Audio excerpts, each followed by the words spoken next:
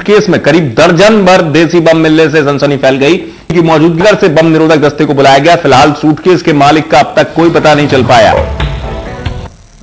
SP के पांडे ने बताया कि बस के चालक और कंडक्टर से जरूर पूछताछ की जा रही है, लेकिन ये बड़ी खबर दमोह से 8 बम मिले एक सूटकेस में। इलाके में दहशत। सागर से बम निरोधक दस्ता पहुंचा है, लेकिन अब तक कोई सुराग नहीं है इस पूरे मामले में।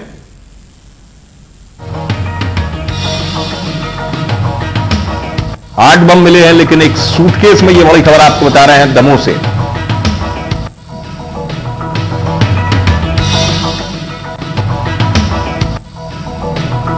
बस स्टैंड पर ये बम मिले, सूटकेस में ये बम थे और इस पूरे मामले की गंभीरता को देखते हुए तुरंत सागर से बम निरोधक दस्ता पहुंचा दमोह। इन बमों को बरामद किया गया है।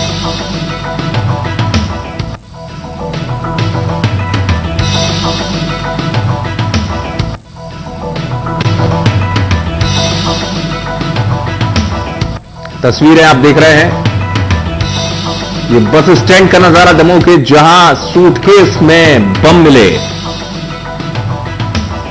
इलाके में खासी दहशत और सनसनी फैल गई। देख सकते हैं आप ये सूटकेस, और सूटकेस के अंदर किस तरीके से बम रखे गए थे।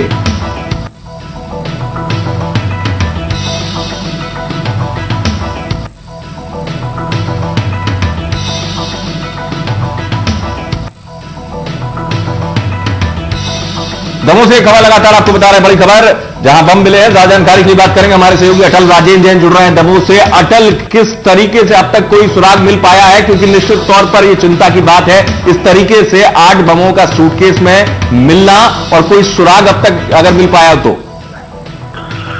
अमित जी, आपको बता दें कि यह जो अटैची है दमोह के बस स्टैंड पर ट्रेवलर्स की बस है जो जबलपुर से दमोह आती है और करीब 1 घंटे रुकने के बाद सागर जाती है।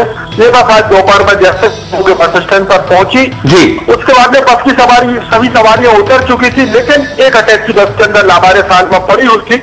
अटैची की जो स्थिति थी उसमें पुआर चारे टाइप का बाहर लटकता दिख रहा था। बिल्कुल, जैसे जो बस का कंडक्टर उसने अटैची को बाहर रख दिया, लोगों को जानकारी दी और इसी दौरान पुलिस को भी सूचना दी गई। पुलिस जब मौके पर पहुंची तो अटैची की जो स्थिति थी उसको देखकर पहली नजर में अंदाजा लगाया जा रहा था कि इसमें कोई खतरनाक वस्तु बम वगैरह हो सकते हैं। इसके बाद एसपी, एडिशनल एसपी साहब पुलिस के अधिकारी मौके पर पहुंचे। उन्होंने उस अटैची को जैसे ही खोला और उसके अंदर देसी बम नजर आए तो अटैची को बंद कर दिया गया। पुलिस ने उसको अपने कब्जे में ले लिया। सागर से बम निरोधक दस्ते को बुलाया गया है। अब से कुछ देर पहले सागर से बम निरोधक दस्ता आया है जिसने अटैची को अपने कब्जे में ले लिया है।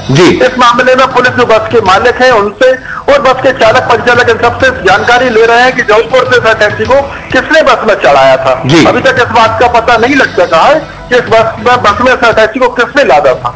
जी बिल्कुल, लेकिन जिस तरीके से कोई शख्स अगर बम लेकर आता है और अटैची की बात जैसी पता चलती है वो शख्स फरार हो जाता है, तो ये एक चिंताजनक मामला है अटल।